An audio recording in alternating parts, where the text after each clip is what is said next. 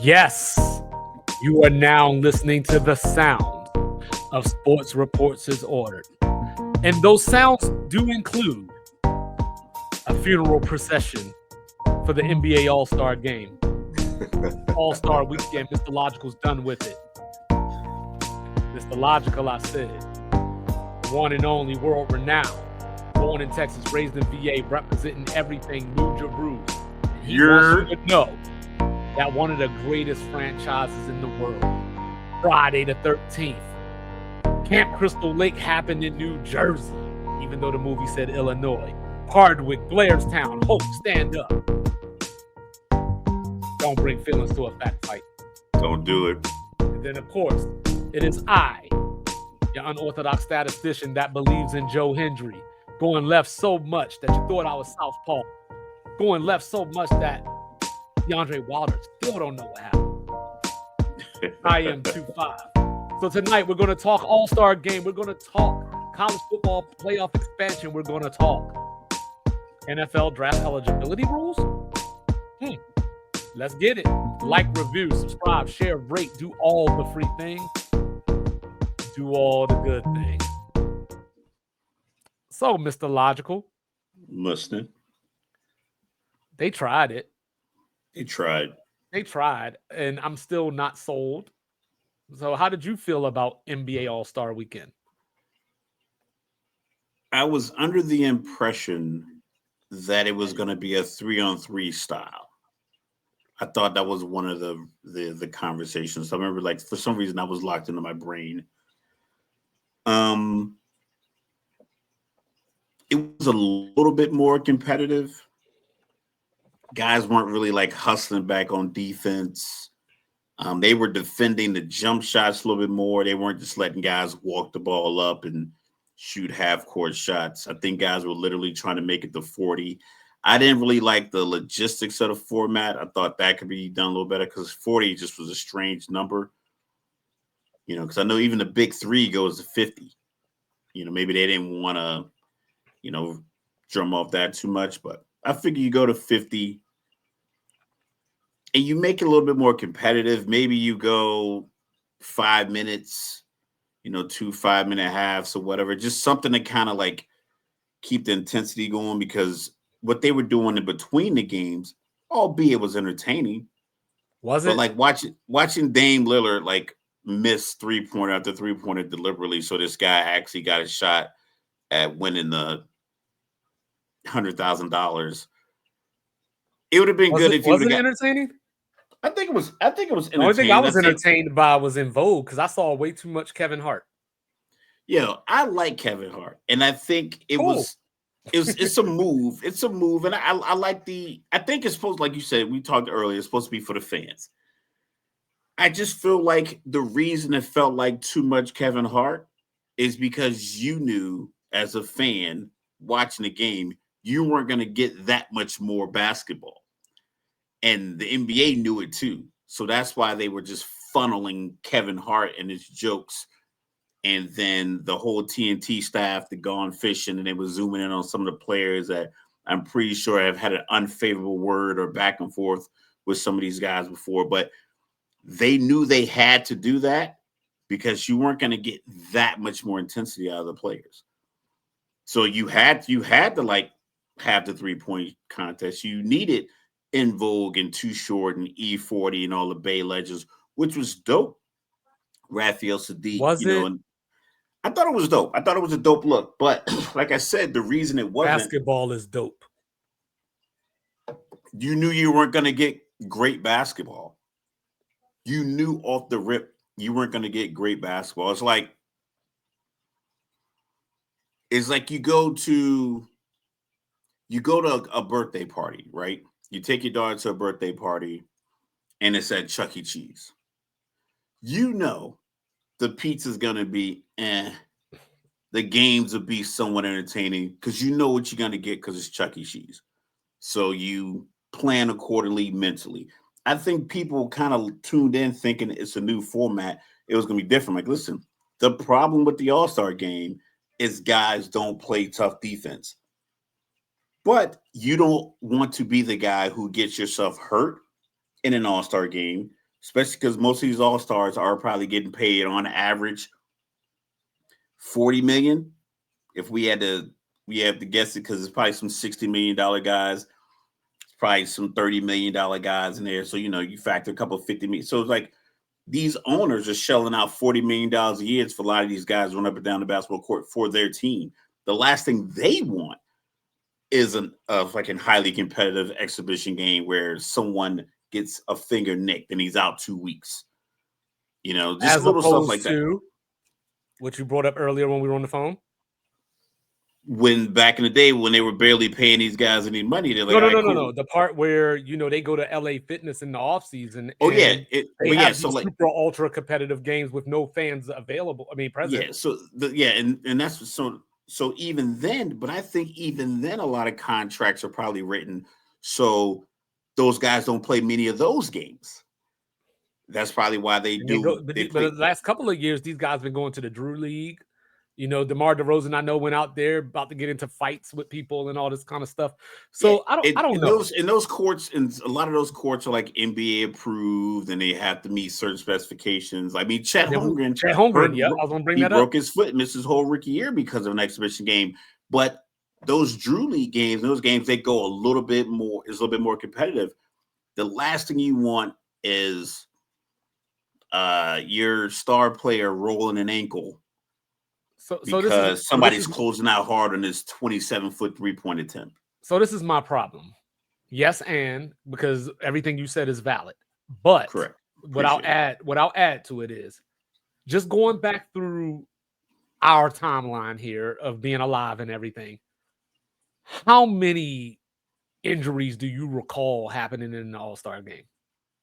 I think D-Wade broke Kobe's nose. He did, or the other way, or yeah. And then he waited till Miami came to LA and he put like 50 on him. Yeah, crazy. But I'm just saying, like there have, to my knowledge, from my memory, there haven't been ACLs or Achilles or any of those type of things that have happened in all. Not saying that they can't, but I'm just saying when you're looking at probability, like what are the chances of that happening, right? So I think the 2020 All-Star game when Kobe and Gigi passed, I think that was intense. I think there was even a couple like hard fouls in there. That was a pretty intense game, but I think that was kind of relishing in this post Kobe. This is how Kobe would have wanted it. But if you play the owner's perspective, I'll play the player's perspective in this moment. The players are all being graded on postseason performance, regardless of how well they do in a regular season, even though being an all-star is your regular season performance. Right. Every single one of these guys, these top 45, 50, $55 million guys, LeBron, Steph's, KD's, all these guys, they're being judged on playoff performance and championships. The NBA All-Star game is probably such a spectacle. I think a lot of it the players don't want to do. The NBA wants to treat it like a Super Bowl week and it's media week and the players are there all the time. The players are like, listen, man, I got to go back to work on Wednesday for my actual team. So you want me to fly from Tyler Hero plays in Miami. So I got to fly from Miami to Oakland, do this stuff for 4 or 5 days, and then get back to my team. Yep. And then go. So it's like, okay, cool. Yep, that's your job as a professional. I'm sorry that you have to be inconvenienced for a weekend. I'm so sorry. And you get extra day, and you get days off after the All-Star game. So it's not as if they're playing tonight. They're playing Wednesday. I know that's 3 days after the game. You know what I'm saying? How much rest you need? You know what I'm saying? But this is the thing. The All-Star game is supposed to be, to some degree, an appreciation to the fans. Now, this is the part where you lose me. Like I agree with you, but at the same time, there's another piece of it. Whereas these last couple of years, we've been talking about load management. We've been talking about players not being available when people pay good money to go to these games, and there's a LeBron not playing, a KD, whoever it might be, right? So when you look at it that way, I'm looking at it as this is for the fans, the people that make sure that you get this money in your pocket. You know what I'm saying? The money that you're earning comes from us. You know, I know. Yes, and Hold on. I think the money comes from the TV networks, Well, and the definitely, that's a players don't part of give it a too. shit about the But TV people networks still out here because buying that's what's beer. paying them. People Yeah, still out here buying the beer, owners popcorn. getting a good cut, but I think But the the players get money comes 50% because of what the owners get. but the players, I think the money, for instance, I went to a Yankees game in 2012, no 2014 when I first got here.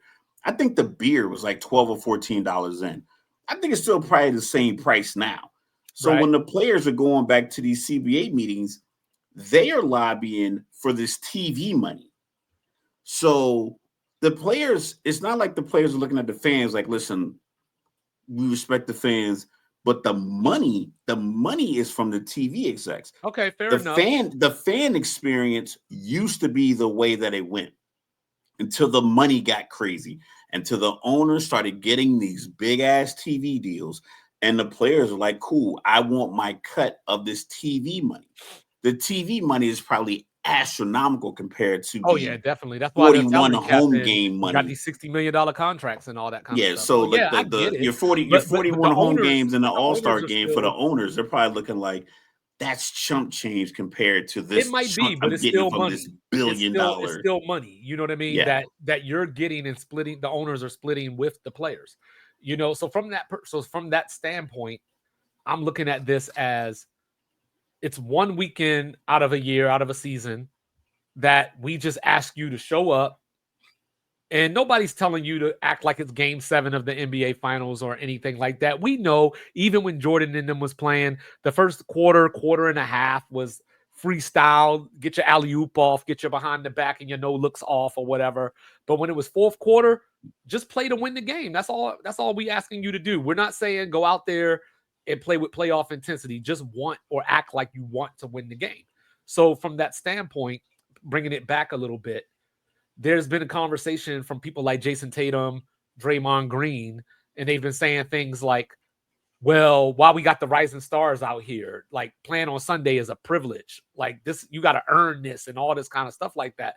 I don't have a problem with the thought per se, but for us, the conversations that we've been having about how the NBA needs to highlight more of these Highlight the players, next wave of that's these players. exactly what the rising stars are there for. And when you really look at it, the best for me, at least in my opinion, the best game of the night was the game that the Rising Stars was a part of. That was the game where I felt that effort was at its highest point. You know, those younger guys Yeah. was trying to make a name for themselves against the OGs, if you will. And I think Barkley had a conversation with Draymond. He was like, the reason the Rising Stars are out here is because y'all made the game so boring. I Right. think probably the one that I noticed where I knew like this was it was 2023 when I flew back to Utah. So I wanted to go snowboarding, and it was the All-Star game. I was like, you know what? I need a break. As there was a year after my retirement, so every once in a while, I'd take a few days, go back to kick it with my friends in Utah. So I went there, and Saturday night, like during the 3-point contest and the dunk contest, that Saturday night, me and my boy went to a bar downtown Salt Lake. He pulled right up to the bar and parked. It wasn't like packed. It wasn't any extra stuff going on. It was like they had one of the hotels had like a Nike ad running on it. Ja Morant had his shoe was coming out and it had like Swarovski crystals or something on it. So it had like an igloo where you can buy your shoes and it slides out the igloo, like a vending machine kind of thing or whatever. So that was downtown. But as far as like what I imagine a downtown atmosphere would look like with the NBA All-Star game there, it didn't match. Literally, we drove around, went through, I think it was like maybe one barricade that said, turn left here. And we went up a block, kept going south on another block, went west on another block, turned right, right there by the bar. Like there was no foot traffic. There was nothing going on like outside of the stadium that says, hey, there's an NBA All-Star game going on here. So then the next day I went snowboarding and I was tired and I was like, man, it would be kind of cool to try to go get tickets, like just to go to Will Call and see if they had tickets or whatever. But I was so tired from snowboarding. I'm like, I just watched it on TV and I was watching. I'm like, That was probably the most boring game ever, and I think that was the straw that broke the camel's back. Because like I said, maybe the nightlife just didn't like intrigue the players enough. Maybe like because if you're looking to party, Salt Lake City is not the place to go. You're looking to do some great daytime camping, hiking, sledding, snowboarding, skiing, all stuff in February. It's a great time for it. You know what I'm It's saying? You not a want to go great to a place to good go. church or something? Yeah, You know what I'm saying? you want to hear the word. I mean, that's a great place to be. But I but think the players were like, "Yo, this is whack," and I think that led to this butting heads, and the players were like, "Yeah, we have all the leverage here when it comes to this game all because you right, so can't get rid of it because it's a money grab." I'm gonna ask you a question, and I'm not trying to do what you think I'm doing. So let me preface it. I'm not trying to do what you think I'm trying to do. Do what you gotta do, player. All right.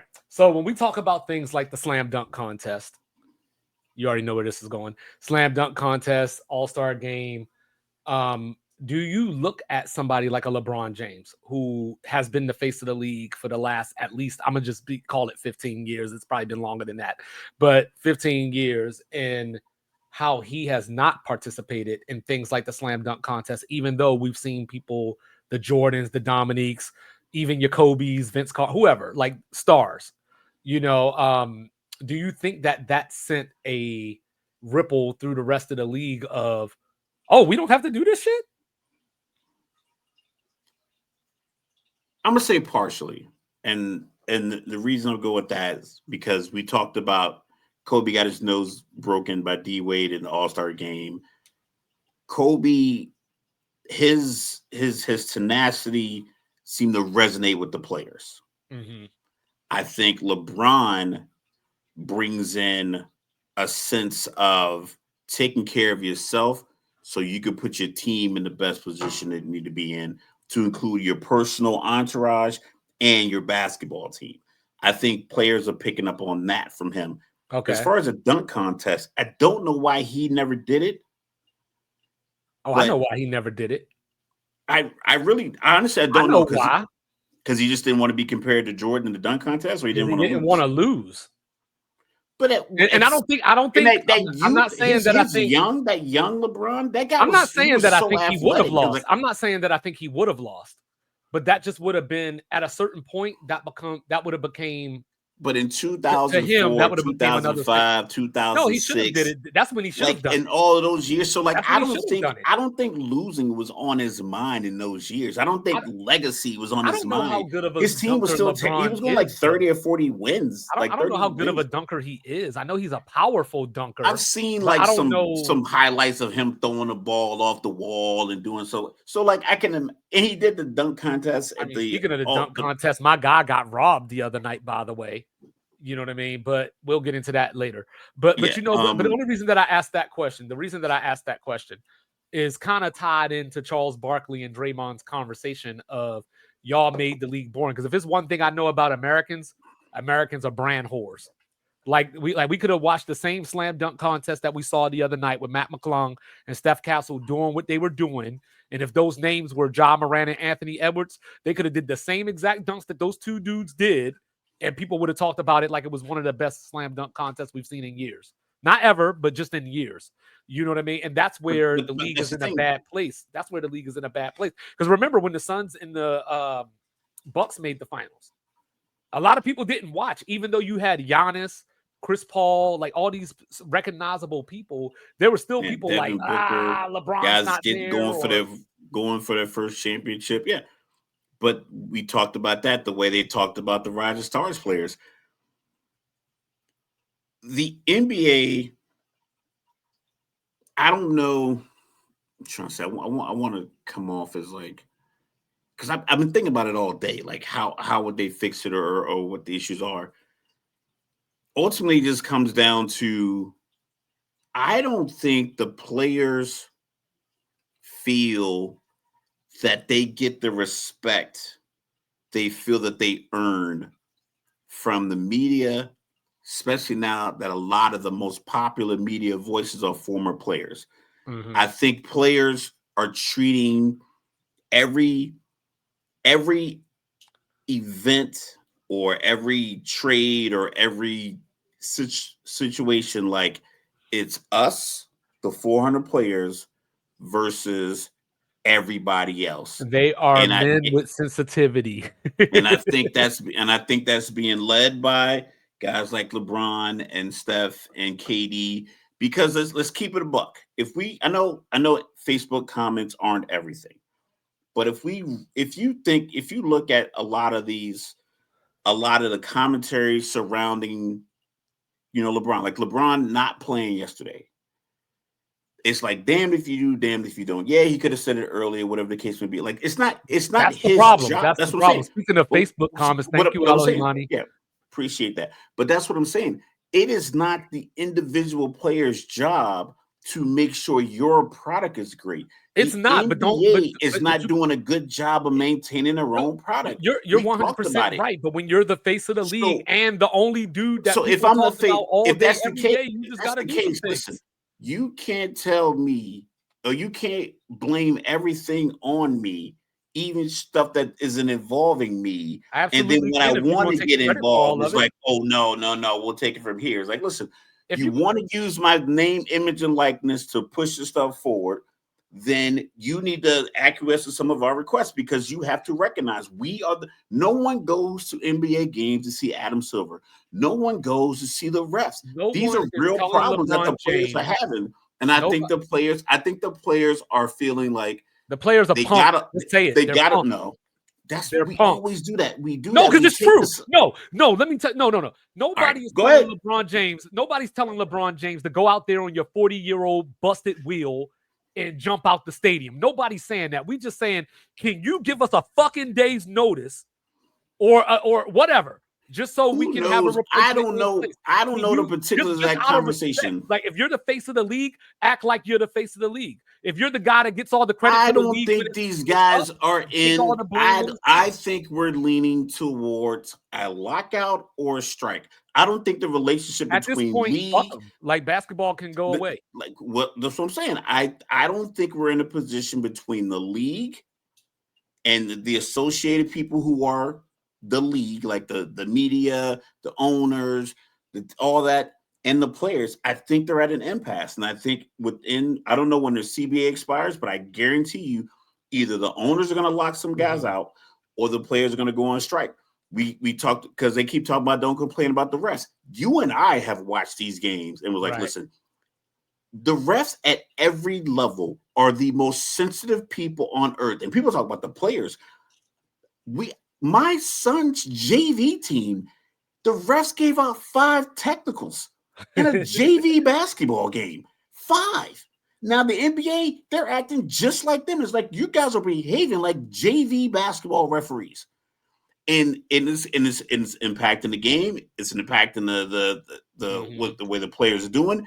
And the NBA is like, listen, you don't complain about what we put out there. So the players are like, all right, cool. Then when you put my face on this marquee, if I don't feel like playing that day, I'm not going to play. Well, it's just like that thing, right? There's people that you've met throughout your life where they don't really talk much. And then when they do talk, everybody pays attention, or it's like, whoa, because you don't hear that person talk much.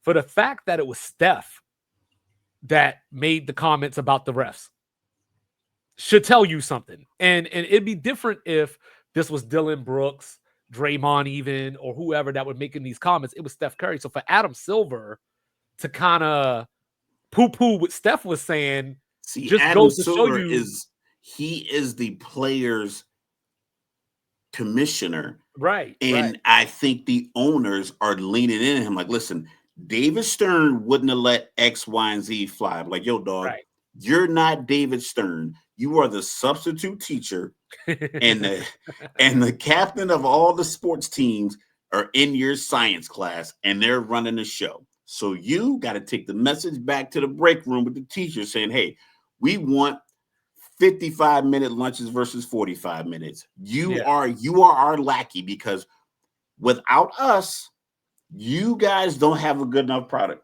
Right. So before we get into and I think the NBA All-Star game does that. Yeah. So before we get into ideas and solutions, I know you wanted to talk a little bit about Oscar Robertson and Draymond. Yeah, I think Oscar was dead on. I think he was dead on. I think he was dead on correct, because I've been talking to people recently, and I just felt like I've had like I'm about to be 44 this year. And what I'm starting to notice is that I'll hear something that someone says that's younger, or I'll think about something that I've heard when I was younger that resonates now more than it did when I heard it when I was 26 or 27 or whatever the case may be. Right. And I think some of these players, it's like, Draymond, you're bored because you don't bring anything else really to the Golden State Warriors. You don't get a lot of shots. You don't get an opportunity to create a lot of highlights. The structure in the offense you play was like you're just giving the ball to Steph. And the reason Steph is probably complaining about the rest because Steph is like, listen, I'm the star here, and I'm getting hit all the time. And Draymond can't take any stress off him because he doesn't shoot the ball. I mean, even if he doesn't shoot a good percentage, he doesn't shoot it that often. He's So better Oscar from Robertson, 3 this year, but I get the point. but like, yeah, it'll be so many times where like he'll have the ball and he'll just be looking to get that little quick pass off the Steph and set the screen, and then he ends up getting like some BS foul call. Now he's irate, and then he gets a technical, and then like it just kind of messes up the whole feng shui of the game. But what Oscar Robertson is saying, like, listen, the game isn't boring. The game is what it is. You guys are playing it the way that it is, and like I said, I think it's just because I don't think it's a lot of cohesion. I don't think coaches and players are on the line. I think these new owners coming in, firing coaches and get rid of. I just don't think that the NBA as a whole looks at their league as this thing they have to cultivate. I think everyone's looking out for themselves. The players, the owners, the people who are in positions, the people who can be voted out of positions.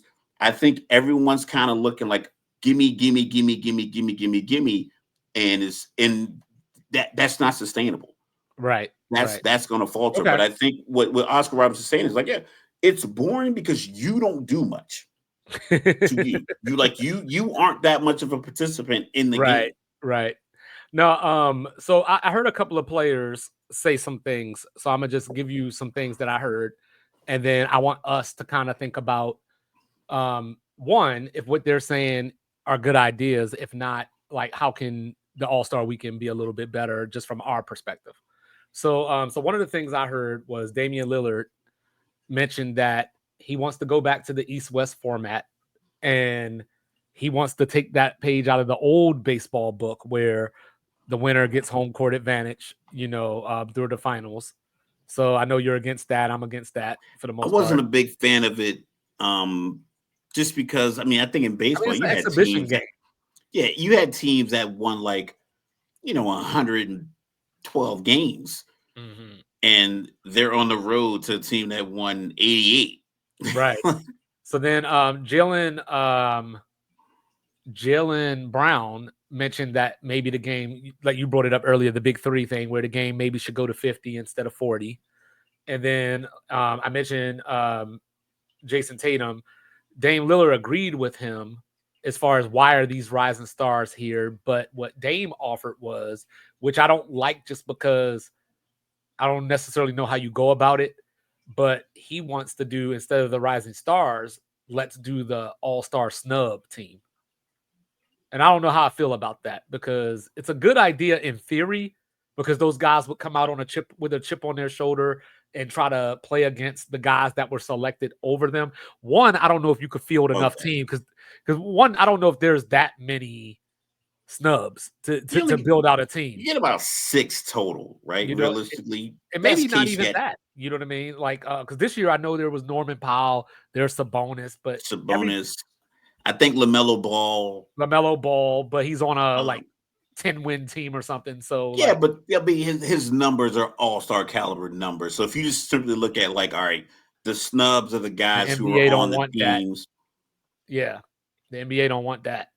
But are there any ideas that you have that could make the All-Star weekend better in your eyes? I like East versus West. Residente.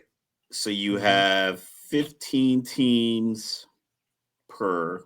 I believe baseball, every team has to be represented. I don't know if NBA I don't has like that that same rule. rule. No, they don't, but I don't like that rule. That's kind of tough. So you go Rising Stars was 12, the best part of the night for me. 12 guys, East versus West, no drafts, no picks. And you play, I don't know, 4 10-minute quarters. Hey, I that don't could know. give Adam Silver a trial run because he brought that up a couple weeks ago. 4 10-minute quarters. So you just simply sit down and say, you know what, we're going to go back to East versus West. We need you guys to hustle back on defense. That's So it. I mean, that's the only problem with the game is that no one hustles back on defense. I don't think the likelihood of you that jogging game back. winner, that game winning play was just absolutely awful. The Jason Tatum dunk. Yeah. And Şengün didn't get that was just awful. Like I think Wemby snapped on him too, but that was just awful. But Yeah. I This don't was, know. it Like I just think looked like they were just like, let's get this over with. Like I said, the one I watched in Salt Lake City was like, they didn't care. Like they had the whole like, oh, once it gets to this point and then these points match up, and I'm like, just yeah, I know you don't play like play 40 minutes. I know you don't like the Elam ending, but I love the Elam ending. You know, because I think that's where the competitive nature comes from, and you still get, I guess, a regular time, allotted time of basketball. Because like last night, there was roughly a little bit over 30 minutes of total basketball played. And one thing that I really didn't like was how long the breaks were in between the games. I thought they were going to be shorter, and I was watching like I think one was like this. 17 minutes or something like that. This is long, and it was like it was long to the point where I thought there was no more basketball left. Well, that's where I thought people were going to get injured. You know what I mean? Like you got Just them sitting like, there getting cold. yeah, like that's where I thought the injuries could happen. You know, but I think the slam dunk contest, you know, might just have to be one of those things where you incentivize the players, like where it has to be something that will make them come out. You know, like the All-Star game was nothing but a concert that featured some dribbling. You know what I mean? So like so one thing I was thinking about, now that I'm thinking about it now, I don't like it as much. But one of the things that I had thought originally was, why not just play like a 12-minute quarter?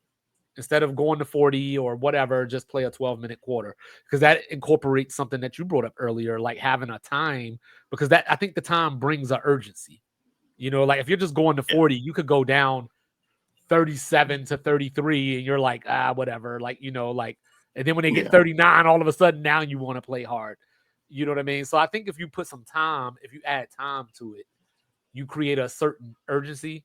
And you know, I hated to break the shot out the TNT team too. You could have did that on All-Star Saturday. You could have did that on Saturday night. You know, like you know, especially after Wemby and them got disqualified. You know, but East Yeah, West for sure. that was silly too, and it just. But that just I shows just you think that the players don't respect it. because I don't think they do. Flat out, I don't. I think And I they don't know how to get feel. them to respect it. I think you probably gotta meet them at the table I think that you and have to. be real. I think a lot of these, I think the billionaire owners and the billions of access that they have, I think they treat the players like afterthoughts. And it's like, yo, we're helping you generate this billion. Your net worth is ramping up because of us. And I think that the players, because it's always like threats to the players. Oh, they better not do this. They better do this. Or we're gonna have to do this. And we're gonna have to. And the players like, yeah, whatever. What can you do without my face on this marquee? I think it has to be something That intrinsic. building in Sacramento is empty if we don't have the Sacramento Kings playing basketball on the inside of it. Like it's that simple. I think that it has to be something intrinsic, like somebody like a Jason Tatum who is on the defending champion, who looks up to Kobe and sends text messages to Kobe still.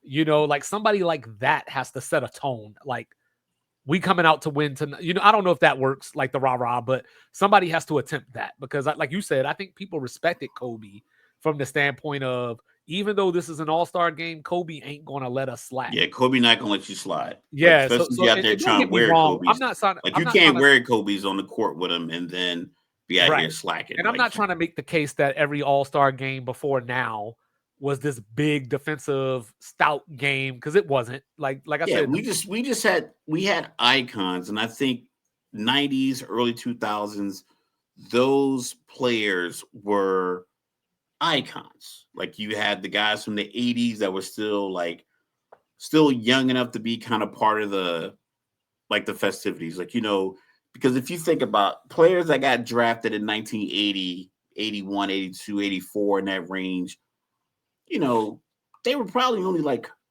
they were 20 or so when they got drafted in the 80 in that range.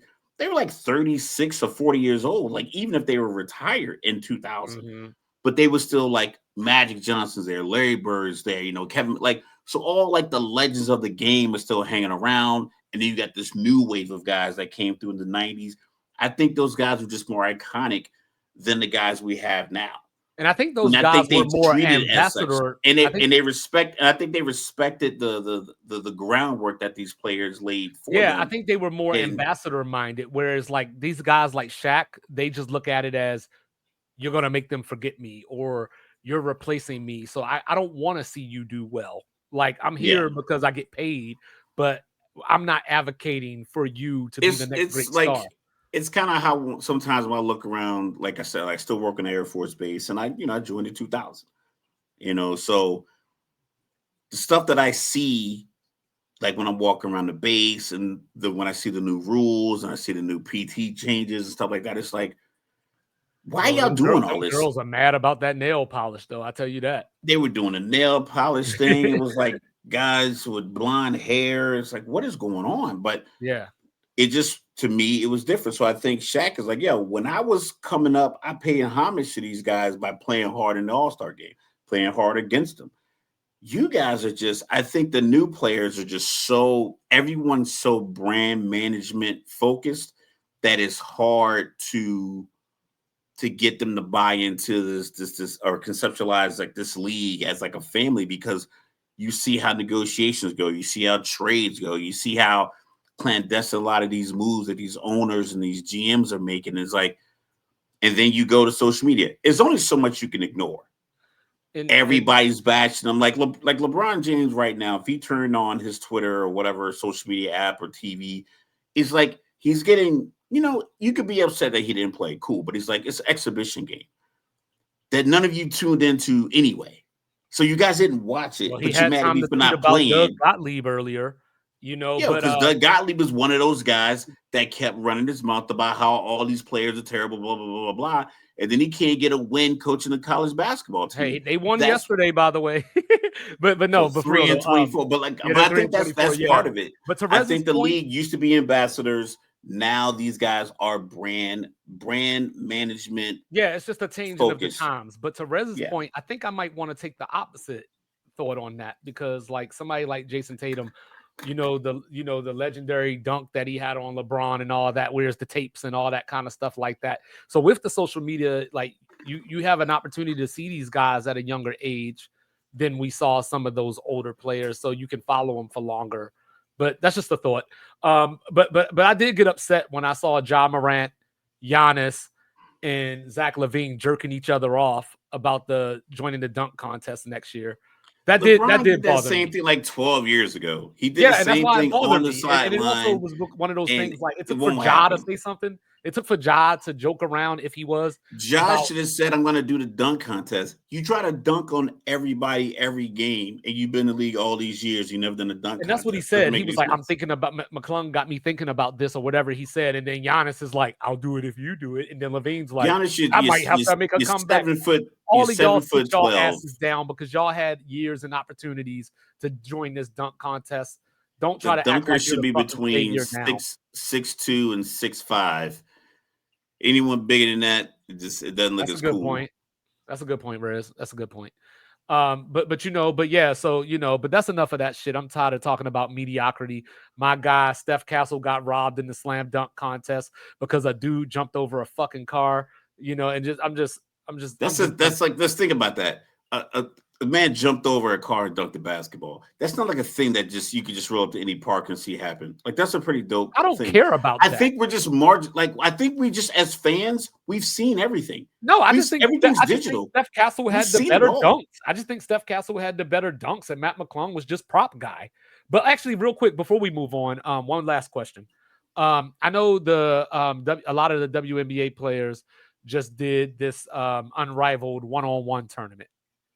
Do you think something like that could be good for All-Star Weekend for the NBA players? Because just me personally, I don't want to see a one-on-one contest, but I a want lot to of see a people, one-on-one a lot of because people the that I talk NBA. to seem to be into it. I don't want to see a one-on-one because I don't think those guys are going to take it too serious. Because you don't. Can you imagine? Like, They don't let's want to get keep it 100. embarrassed though. They don't want to get crossed Yeah. up. Can you imagine Ja or Anthony Edwards crossing LeBron up and hitting him with the Byron Russell and pushing him down and shooting a jumper? Like I mean, like it's. I'm not gonna front. I wouldn't put myself in that position. Okay. Or like somebody hitting you with a hezzy and you jumping, and like that's the picture. Like, nah. Well played, sir. Well played.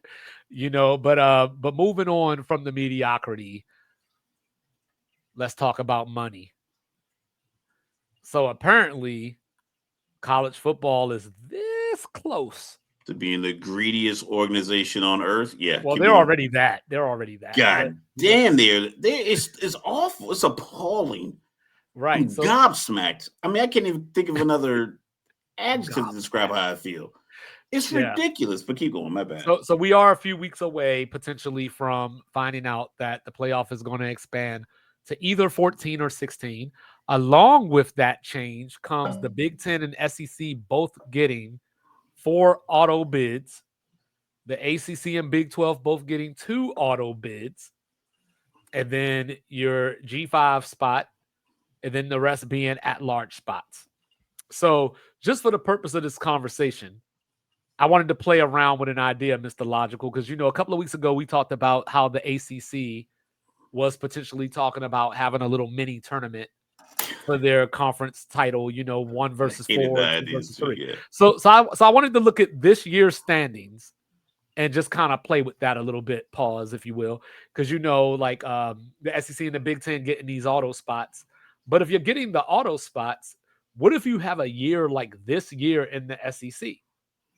And what I mean by a year like this year, where everybody was just kind of jumbled up together. So You let's put it look at this real on the quick. screen. Yeah. So Yeah, new features. you know what I'm saying? So as we're looking at this real quick, let me get all these teams in here. I'm on the wrong one. Let me get all these teams in here so we can look at these standings together. And I hate when it does that because I said SEC. All right. So as we look at this list, obviously Georgia beat Texas in the SEC championship game. They both got into the playoffs along with Tennessee. But then we had the controversy, right? Bama, Ole Miss, South Carolina, these teams deserve to be in. So let's just say hypothetically, you could do this one or two ways. You could do the ACC thing where in this scenario on my screen here, you would have Texas playing Missouri and Georgia playing Tennessee, to get into the playoffs. But if you look at these standings, you got Missouri 5-3, Ole Miss 5-3, Bama, LSU, South Carolina, A&M. And then it's all jumbled, right? Because Missouri lost to Alabama. Ole Miss and Bama both beat South Carolina, but Ole Miss lost to LSU. Bama beat LSU. Texas A&M beat LSU, lost to South Carolina. Didn't play Ole Miss and all these. They beat Missouri, though. So I don't know how you even do that. But, so let's just say hypothetically for shits and giggles, right? You got 4 automatic slots. So looking at this, maybe I give Texas and Georgia 2 of the bids. Y'all won the division title. We don't need to have no SEC or not division title, but we don't need to have an SEC title game. So I think we got to subtract a couple of losses because if you're going into the season, you would had 9-3. So you had 9-3 Bama. Right. Because right now you're including the bowl games. Yeah, this includes the bowl games. Yeah. Well, okay. Hypothetically, we'll just say this is how the season ended, right? Yeah. So maybe you give Texas and Georgia the spots because they were the top 2. So the now problem that you got to run into is that Missouri, with the 10 wins, there still will be a conversation of how do we get Bama and Ole Miss in. That's where the at-large is coming. And that's the problem with the entire thing. That's the problem with the system. It has nothing to do with the wins and losses. The system's already stacked for them. Pull it back up real quick. I'm gonna point something else out. Okay. Okay. Pull up that same one real quick. Okay. And herein lies like my biggest problem when these guys complain about whatever going on. Look how many road games the SEC played. Texas played 16 games on the season, 4 road games. Georgia, 4 away games. Tennessee, 5. They only play a couple of games away from home, 8 games, 6 games, 6 games, 7 games, 7 games, 7 games. They play most of their games at home. They play a cupcake schedule in the beginning. Any neutral site games normally lead towards their region of the country. So if USC want to play any one of these SEC schools on neutral field, it's probably in New Orleans or To be Atlanta, to be fair, they did get LSU to come to Vegas this year. Vegas. Okay, I give you that one. All right.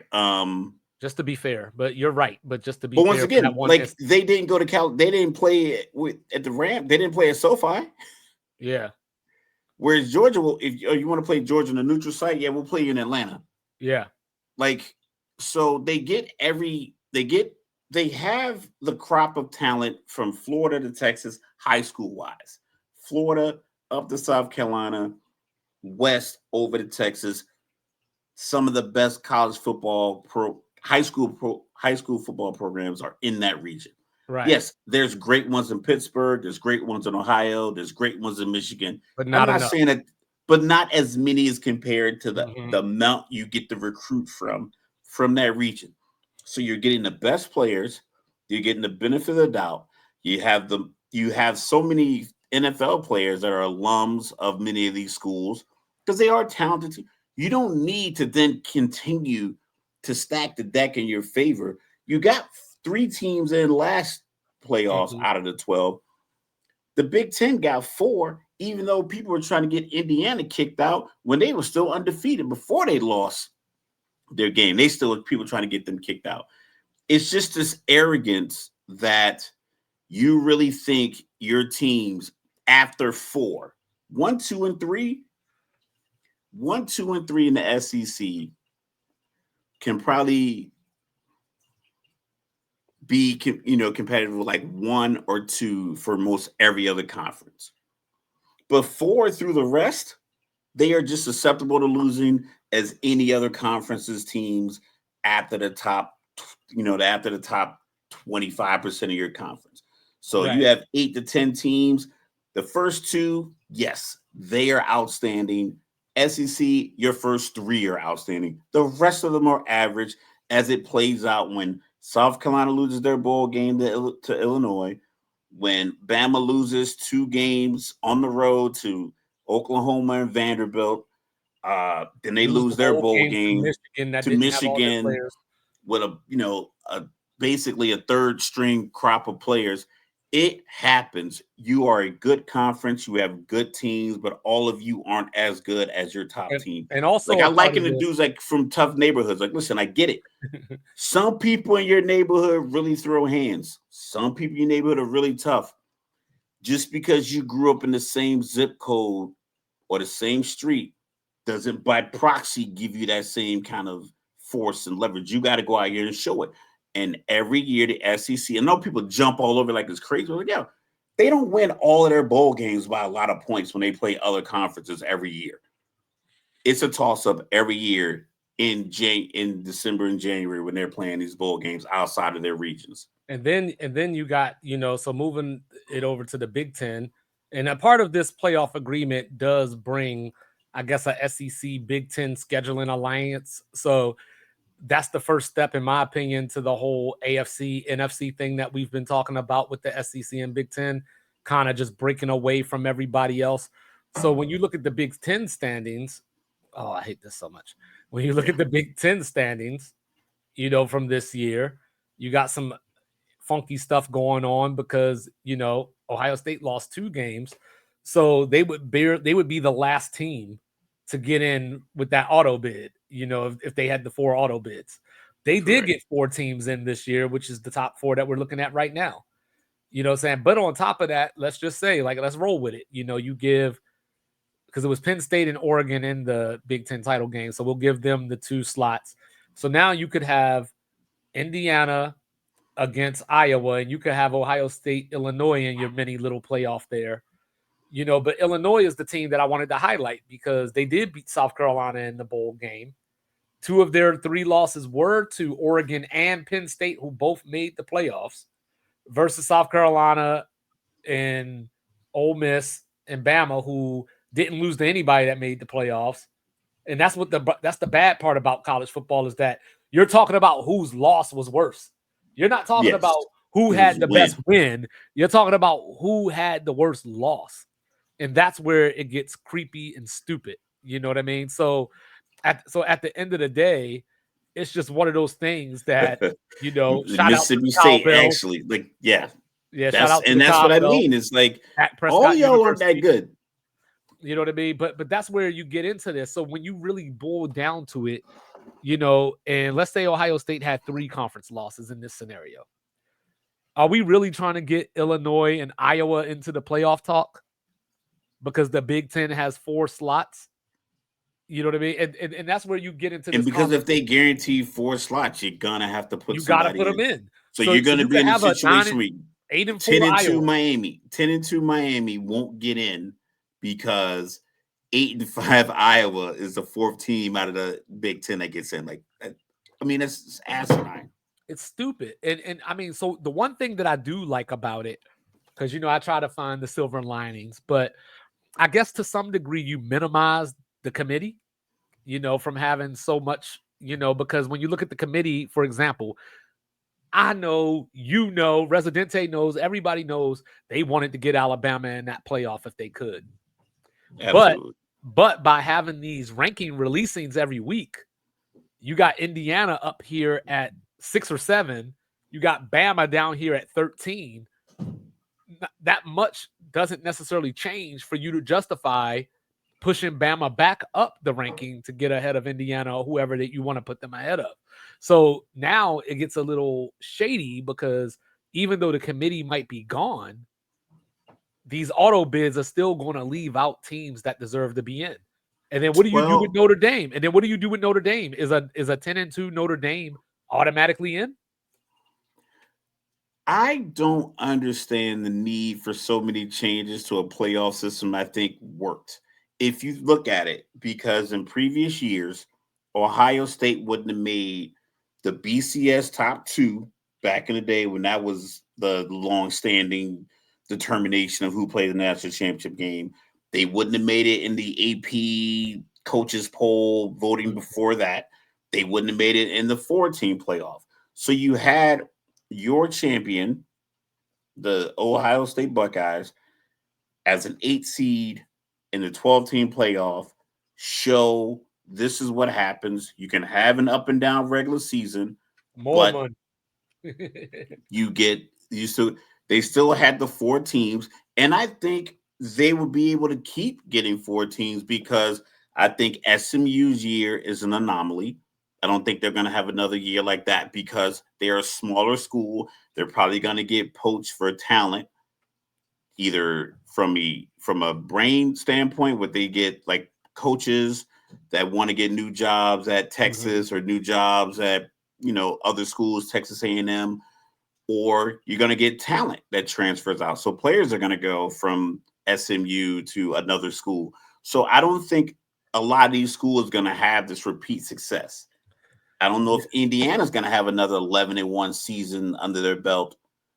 So it's like Bama took my guy from Colorado.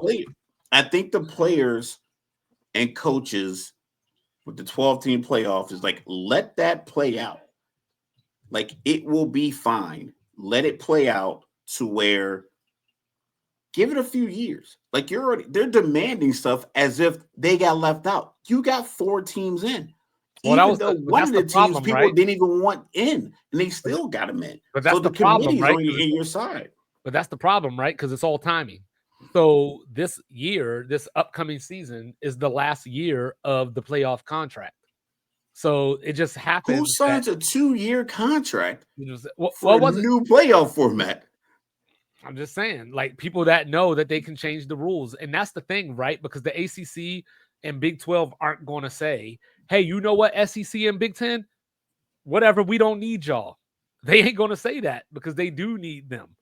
You know what I mean? They're not going to survive on their own if if the SEC and Big Ten were to break away.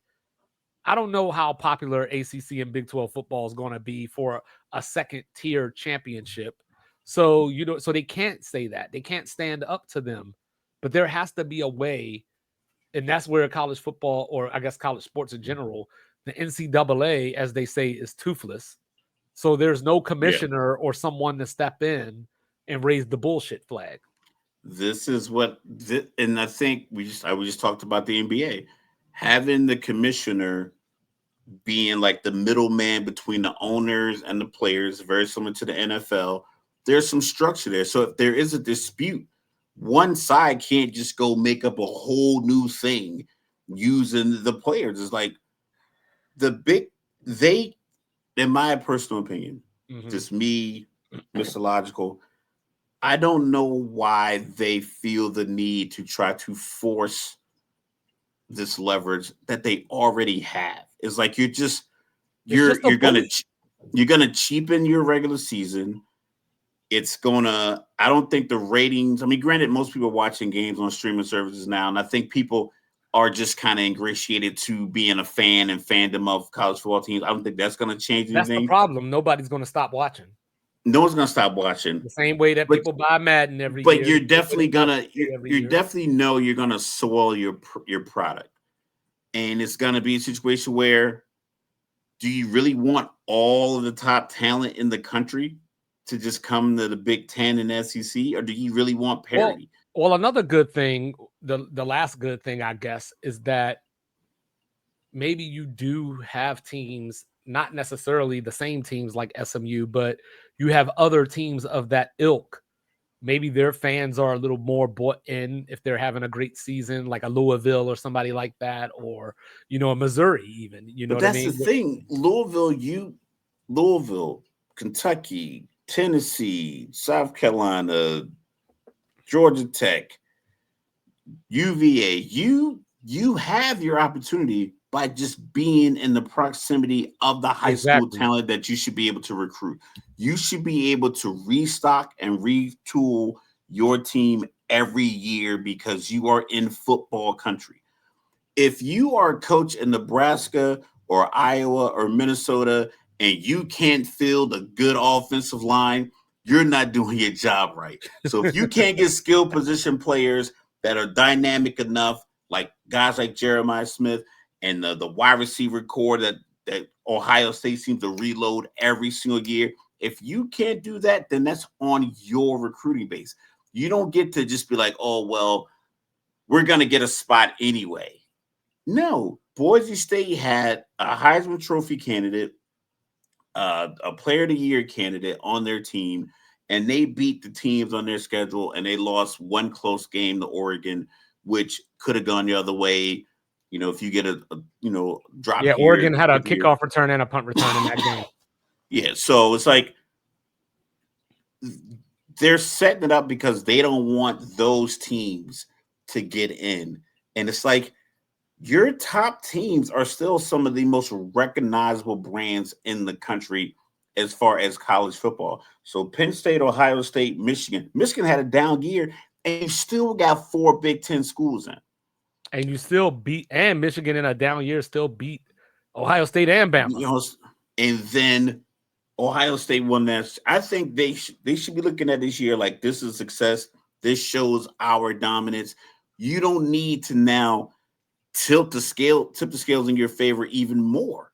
Right. And that's the part that's kind of baffling because you're gonna get the money. The money is coming because you're Ohio State, because you're Michigan, because you're Indiana, because you're Penn State, because you're Alabama, because you're gonna get more money than Louisville. You're gonna get more money than Baylor. You're gonna get more money than SC and all these other prominent schools. You're gonna get more money in Utah and Colorado, no matter how much these guys are on TV. How much more do you need? I don't know, but I reckon we're about to find out, sir. So I have a question. We were talking about this, or we didn't have a conversation, but I asked you about it, and I still don't know if I have an answer. So I was trying to figure out, should the NFL adjust their draft eligibility rules? Because as it is right now, You have to be removed 3 years from high school. So that can include a redshirt year, of course, and 2 years or whatever you want to call it. But 3 years from the date that you graduate or year that you graduated high school, you can be eligible for the NFL draft. Do you think that's antiquated, or do you think that's still relevant? I think it's still relevant because the NFL, like they said, it's a grown man's game. So 18, 19-year-old guys graduating high school, because high school sports now, it's a lot of reclassing and then the upclassing and all these other classings and misclassification, this reclassification. So you got guys who are 19 years old going into their senior year of high school because they've moved back a couple of years. They moved back when they were 15, or these guys are like reclassing to move up after they went back for a year and they went to summer school and had some extra credits. But it's like Ryan, the guy Ryan Smith, right? The wide receiver Jeremiah Smith, or from Ohio State? Ryan Williams. Oh, Ryan Williams. Okay, from Bama. Yeah. 17. But when he had reclass, went back, and then discovered, you know what? I got enough credits. Alabama wants me. Changed it, graduated, and then enrolled in Bama for the spring. And I think a lot of guys are doing that. But I need your body to be at least 20 or 21 years old. It looks like these guys are ready for the NFL, but they're still out here torching 19-year-old cornerbacks. They're still out here running through 20-year-old linebacker arm tackles. They're not running into OGs like Bobby Wagner on these slant routes. Like, they're not running into Chris Jones when they get in these draw plays at the middle, or like they roll out and they get, they're not trying to tackle guys like Kelsey and Saquon Barkley in the open field. Your body needs to be ready for that. And I think the transfer portal is already crazy. I don't mind the transfer portal, but I think the one and done, I think it's a bad idea. And I also think it puts people in a situation where everyone's chasing success. And I think that one and done is going to get way more bad voices in the ears of these young players, and they're going to make poor decisions, because the NFL players are like, NFL teams like, listen, I don't care what the rule is. I'm not drafting a 19-year-old my first round pick. And then people can talk about Jeremiah Smith. Oh, he'd be the best.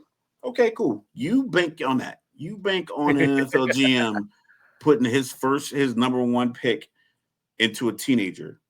So do you think that there is room for how can I word this? A league that is almost like a bridge between college and the NFL? College football. It's college football.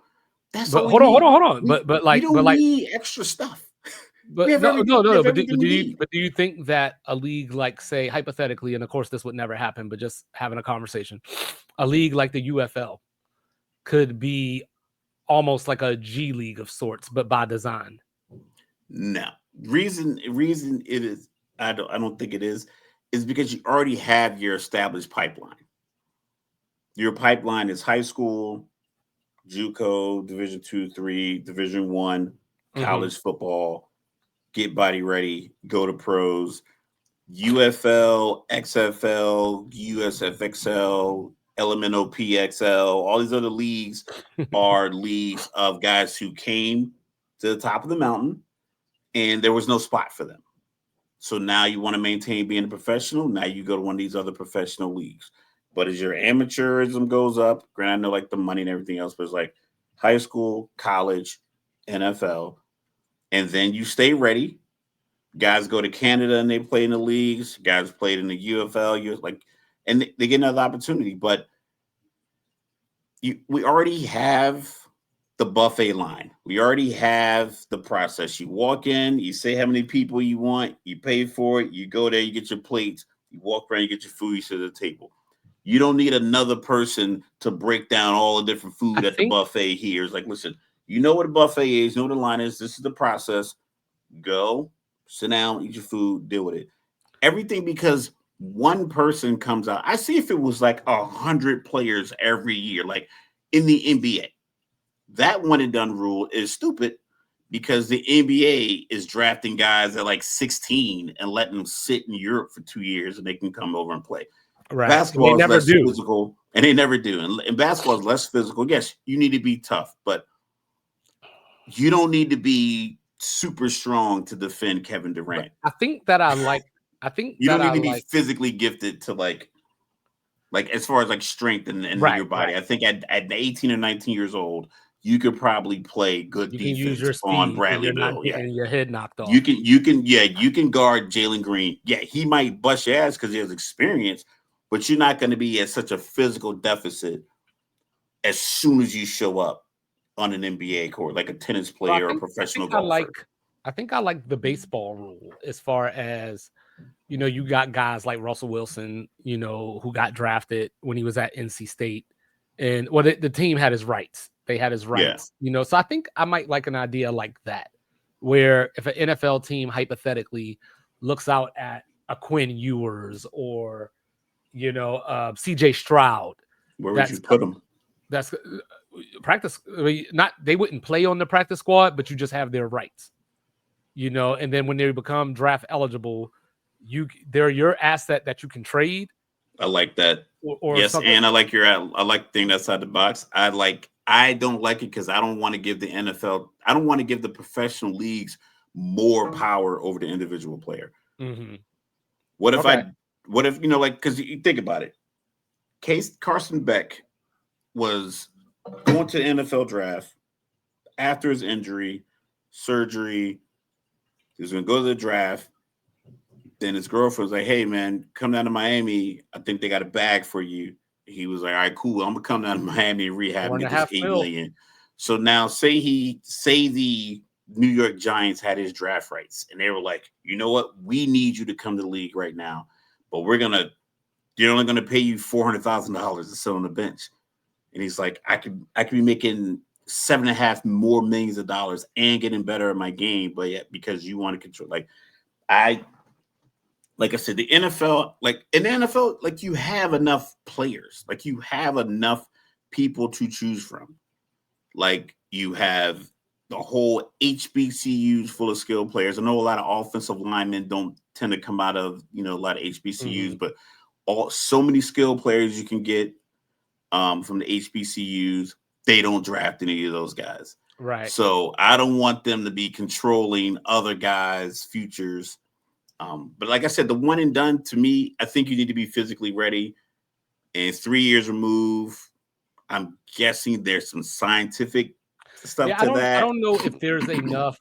What's that old saying? I don't know if there's enough juice worth the squeeze or whatever that is. Yeah, because you probably had people you're like one guy, you're getting 1 or 2 guys a year, maybe that could play 1 year of college football and be like, yeah, maybe this guy could be. because you had freaks like Adrian Peterson, for example, or I know Maurice Claret tried it. He tried to sue to try to get into it and lost. Yeah. So I get it from the physical aspect, but I also think that, like this is probably a better conversation to have before NIL existed, because and I was just thinking that same thing when you said Maurice Claret. I was thinking that same thing, and I was just going to wait. Yeah, because since they have NIL, you're getting, I guess, if you want to say, a more qualified player when that time comes, because a lot of these guys are staying in college an extra year or two just to get that NIL. So you might get Carson Beck. He could have came out this year coming off that injury, but he's still probably behind because who knows where his health is right now. He might get better reading through progressions. He might get a little stronger. Right. He might say, you know what, I need a few weeks Miami before I start.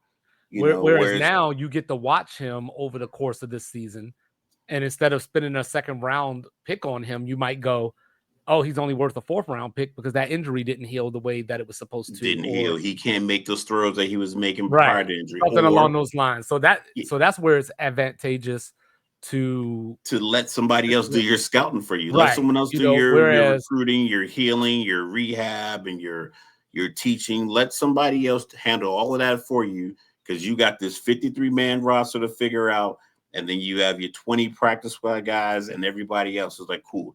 We'll keep our eye out on this guy. because he went back to school, or maybe you send a flyer, you just kind of give some information. Hey, you know what? Come to one of our practices or something. So since we're here, how do you feel as far as there's been talk that the NBA may bring back their rule, to allow or the one and done to make you go, or I'm sorry, to get rid of the one and done and let high school players come back in like they were before. I know we talked about the physical differences, but do you think that's beneficial for the NBA? I think what happens, and we talked about this before, you see a lot of these young guys and we see their tape and we see like the hype that their high school tape gets and all the summertime and overtime elites, and we're following them. And then that 1 year, they all make a decision on what we're going to do for the next 12 months before the NBA draft. All right, I'm going to Australia. I'm going to Italy. I'm going to overtime elite. Or I'm going to Duke. I'm going to UNC. I'm going to Arkansas, wherever you're going. And then they get that year and they're in somebody else's system that wasn't the system that we saw their highlights from. Granted, could have been high school level. And now it looks like, ooh, is he really worth that first round pick? Mm-hmm. And then because he's not a first round pick or lottery pick, he stays overseas or he goes to another school. And then in that meantime, another guy comes to a spot. I say if the guy's hot and it looks like he's going to be a top pick, let the NBA get their hands on him, work him out, see if he's willing to be a top pick. And if they say, hey, you get enough NBA teams to say, you know what, we stamped this guy, he will go in the top 10. And then that person gets entered in the draft. That way you can keep your one and done, but you can just make an exception. Like, hey, if you get enough GMs to say, or whoever, I mean, they're scouting teams anyway. Identified, whoever's scouting, they say, hey, we think this guy's ready. We'll say, give him a first round grade. If you think a guy's going to get a first round grade, so that's 30 picks in the NBA, sometimes they lose picks, whatever, but 30 picks. If you think this guy's going to get a first round grade after high school, let him join the NBA draft. Okay. Just find a good system that you can use, a good metrics you can use, or just rely on the expertise of the guys that, are employed in your league between scouts, GMs, coaches. If in every team gets to say like 50 guys say they think they're ready. And the coaches go through their tape and say, all right, cool, we'll have a combine, like just for those guys. Right. And then they grade them and say, hey, we are giving first round grades to these 8 guys. You other 42,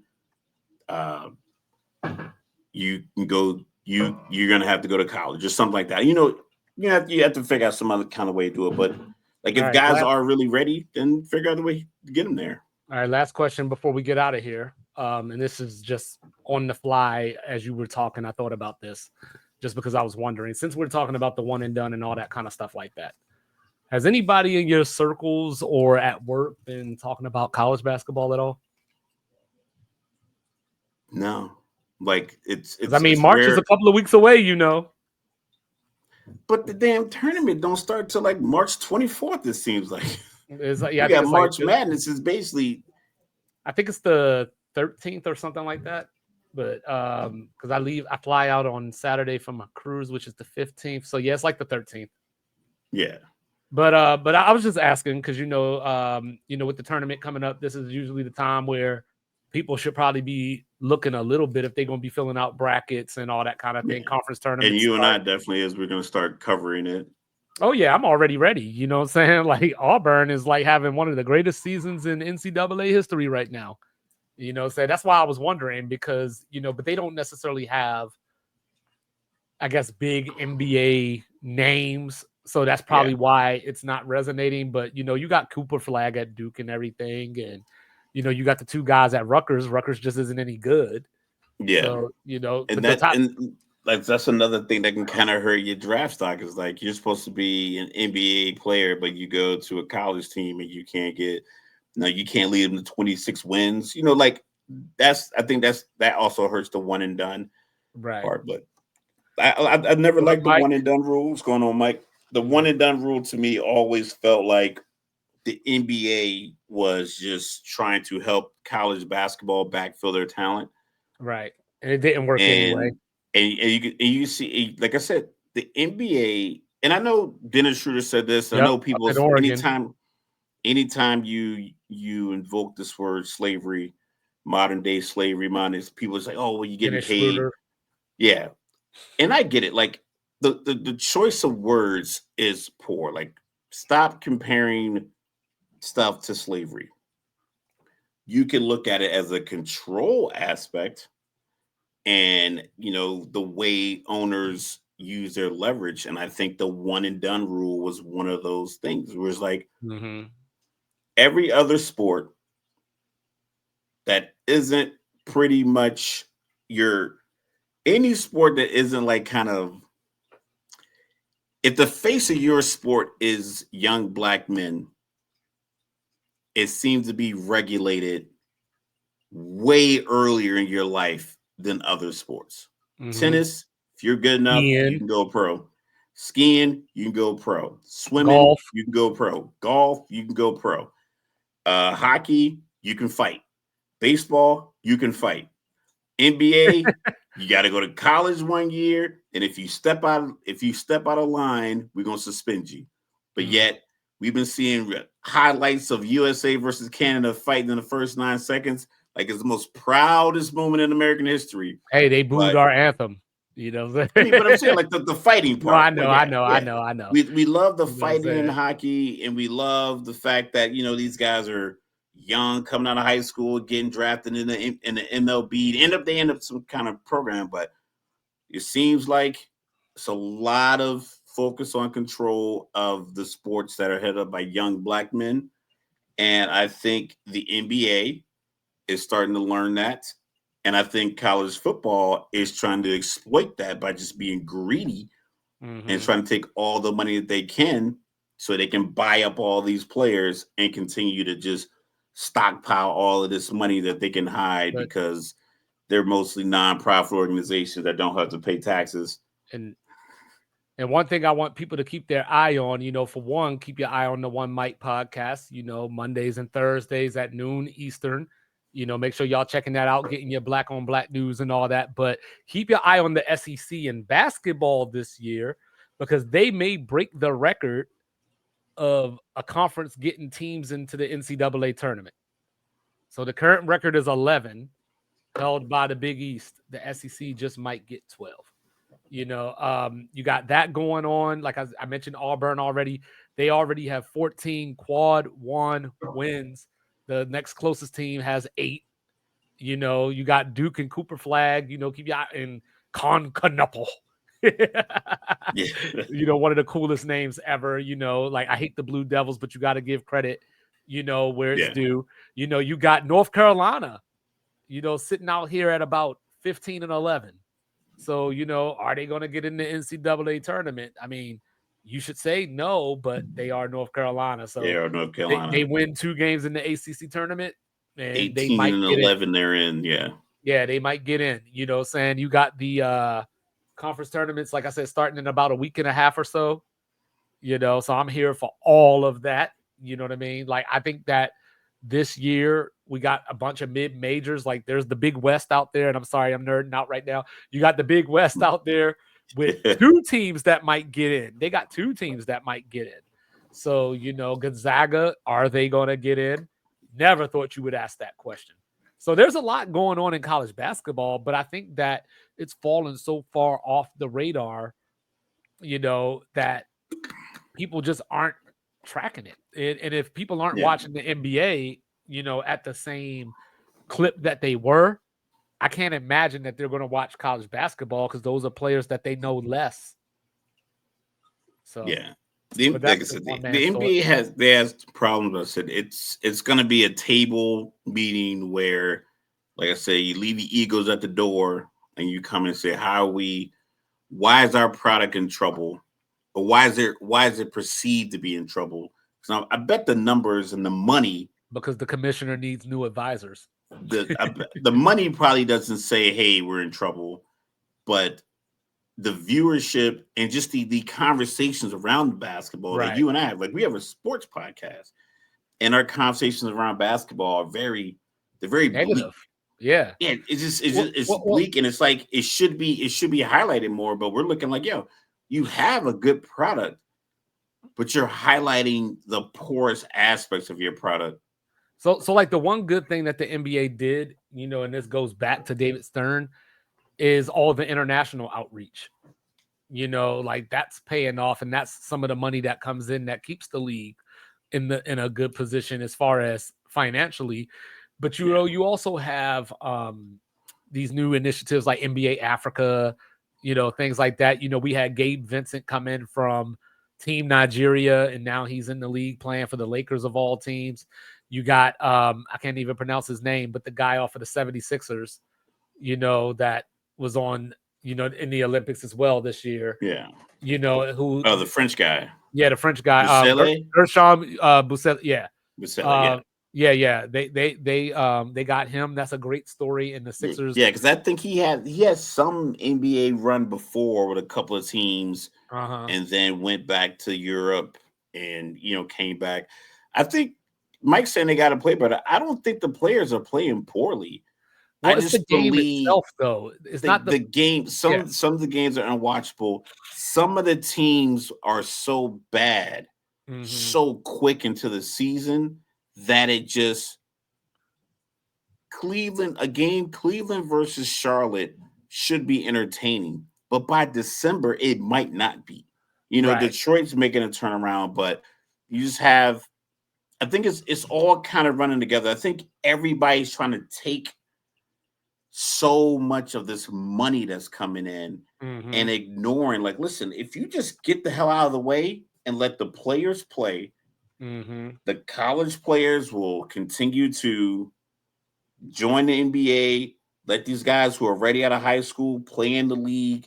Let these guys, the way you use Jordan's buzz with the 92 Dream Team and use basketball around the world, continue to do that with your current players. I think the NBA has gotten so global. Now, the people who wear suits are acting as if they are the reason that the league is so global. And the players got to do their part too. Like, listen, you guys got to play better basketball, stay healthy, play your back to backs, whatever the case may be. But it's just a collective. But in my opinion, like I said, I'm very pro worker in a lot of my conversations.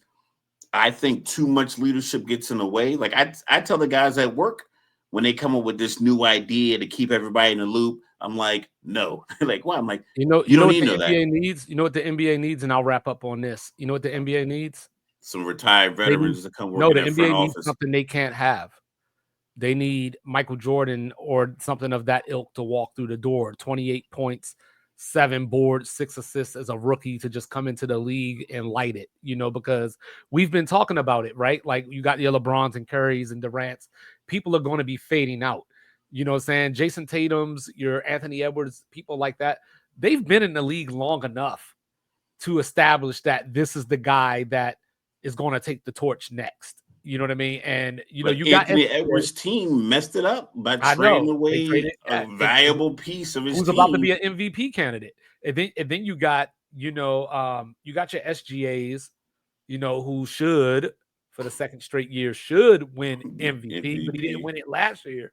So I don't know, but like I don't know how that resonates because I know we talk about this with other players like Luka and Jokic because their English isn't the best. Giannis's English, is kind of timid, but SGA speaks fine enough English, but he's not American. So I just don't know how that resonates. And that's the thing. I don't think people need a face of the league. I don't think we need a Jordan to walk through. I think we need to recognize that we don't, all of you aren't Mark Cuban. Right. All of you aren't this charismatic guy, and you're the reason why the team is successful. You have to recognize that this dude that has the shoe deal is the reason You earned your money Well, I think somewhere and that's you the bought this problem, team. though, because The that's the way the reason this NBA has team's always gonna grow marketed. money is the guy who's playing basketball, the guy on the team.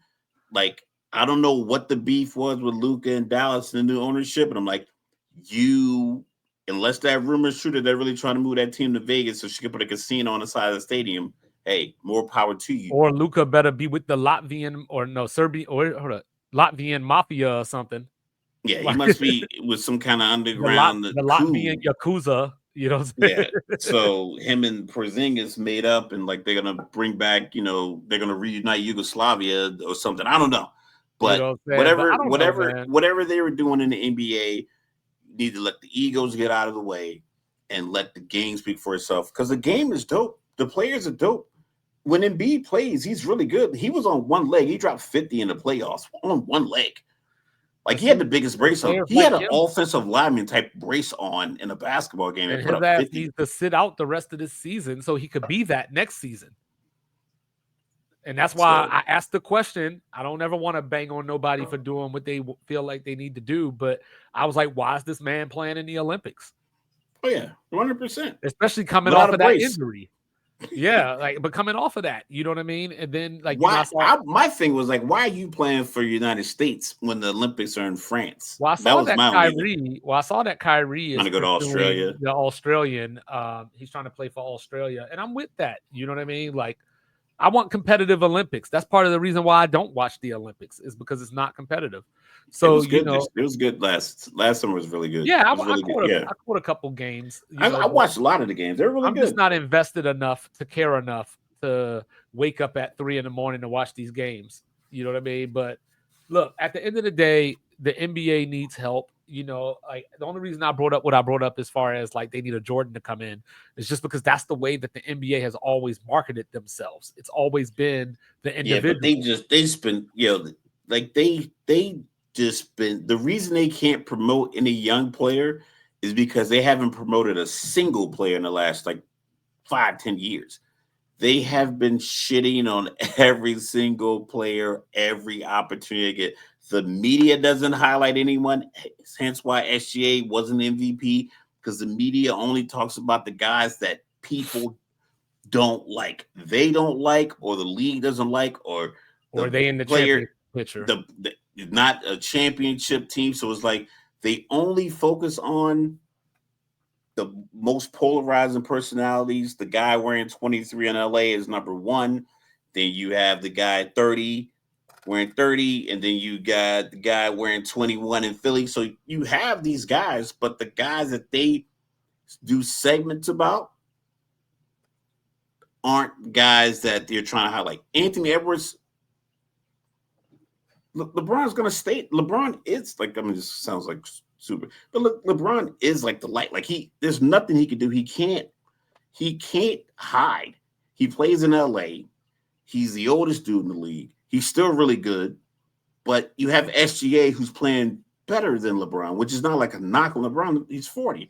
You have LaMelo Ball who's playing on a terrible team, but at least he's entertaining. He's flashy. We've known about him for years, ever since his dad and his brother came out and everything else. So it's like you have these players you can highlight, but they just shit on every single player, every opportunity they get. Speaking of which, to Mike's point, I heard somebody earlier. I don't know who it was. It was either Stephen A. or it might have been Kendrick Perkins. And he was like, not only did he not play, but then he gonna get up there and take the pictures with his street With clothes street on. Like he clothes didn't on, even put yeah. his uniform on to take the picture. And I was just like, bruh, but that's what it is, though. It's all about highlighting, and that's why, to bring it full circle, that's why I liked seeing the Rising Stars. Because now theoretically, even if you feel like those players shouldn't be there, somebody on that team is probably in your conscious now or your subconscious that wasn't Yeah. before. Remember the NFL? I think they still do it every year. They do that "Hey Rookie" Yeah. for the draft. Yeah. They need to do that for these young players and put it on whatever platform. Like I'm watching, I had to get an infusion last week, so I was watching Starting Five on Netflix. I've seen it. scrolled past it a few times. I never really paid attention to it, but I watched it. It's a great documentary.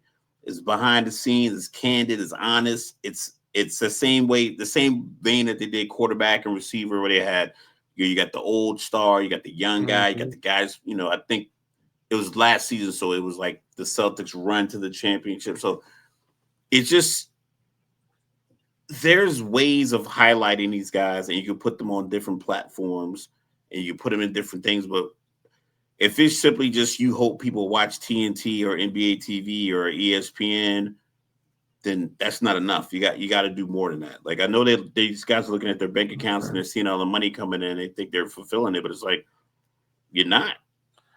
Something else the NBA needs.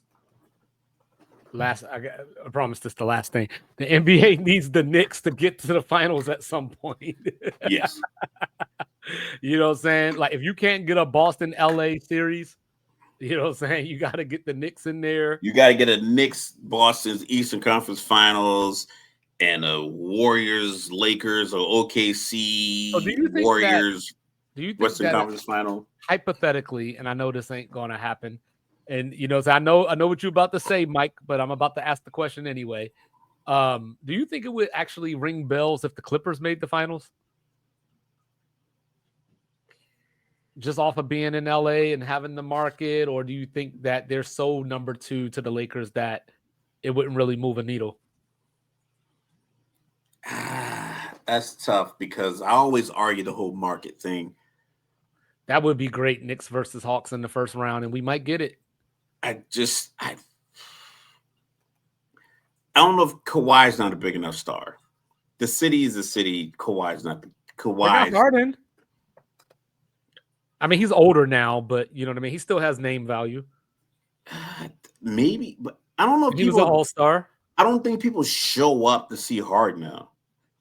I don't think people are going to games like I gotta see Harden. Like if he comes and plays in Philly, if the game is like in a week, so I'm not gonna be, I gotta see Harden play. It gives them a chance to promote the dome, right?